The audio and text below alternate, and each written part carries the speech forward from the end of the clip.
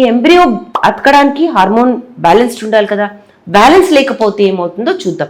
Fertility దెబ్బతింటుంది. ముందుగా లో ఎస్ట్రోజన్ ఉన్నప్పుడు ఏమవుతుంది, థిన్ లైనింగ్ ఉండడం, పొర చాలా థిన్ ఉండడం, 7 mm కన్నా తక్కువ ఉండడం, బ్లడ్ ఫ్లో బాగాలేకపోవడం, ఇంప్లాంటేషన్ రేట్స్ అతకడానికి ఛాన్సెస్ తక్కువ అవడం అనేది జరుగుతుంది. ఈస్ట్రోజన్ ఎక్కువ ఉందనుకోండి, అలాంటప్పుడు ఇర్రెగ్యులర్ బ్లీడింగ్ అవ్వడం, ఎండోమెట్రియల్ హైపర్ప్లాసియా అంటారే అది కూడా అవడం అనేది జరుగుతుంది. ప్రొజెస్ట్రాన్ లో ఉంటే రిసెప్టివ్ లైనింగ్ ఉండదు, చాలా తక్కువ నాన్ రిసెప్టివ్ లైనింగ్ ఉండడము, తొందరగా షెడింగ్ అయిపోవడము, లూటియల్ ఫేస్ డిఫెక్ట్ అవ్వడము, దీనివల్ల ఇంప్లాంటేషన్ ఫెయిలియర్, ఎర్లీ మిస్క్యారేజ్ కూడా అవ్వచ్చు. సో ఐవీఎఫ్ చేస్తున్నప్పుడు ఖచ్చితంగా ఈ హార్మోన్స్ ఇవ్వడము, సప్లిమెంటేషన్ ఇవ్వడం అనేది చాలా ఇంపార్టెంట్. సో ఐవీఎఫ్ లో ఏం చేస్తారు, ఈస్ట్రోజన్ టాబ్లెట్స్ ఇస్తారు, ప్యాచెస్ ఇస్తారు, ఇంజెక్షన్స్ ఇస్తారు. దీనివల్ల ఈ లైనింగ్ పొర అనేది పెరుగుతుంది. ప్రొజెస్ట్రాన్ ఎలా ఇస్తారు, ఇంజెక్షన్స్ లాగా, జెల్స్ లాగా, క్యాప్సూల్స్ లాగా ఇచ్చి ఇంప్లాంటేషన్ పెంచి ఛాన్సెస్ అనేవి ఇంప్రూవ్ చేస్తారు, సక్సెస్ రేట్వి.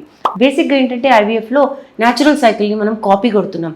యూట్రస్లో, గర్భసంచిలో ఎలా ఉండాలో న్యాచురల్ సైకిల్లో అలా ఉండడానికి ఛాన్సెస్ పెంచడానికి ప్రెగ్నెన్సీకి మనము ట్రై చేస్తున్నాము. దీని గురించి ఇంకా వివరాల కోసం తప్పకుండా జీవా ఫర్టిలిటీ సెంటర్స్కి విచ్చేయండి. Thank you.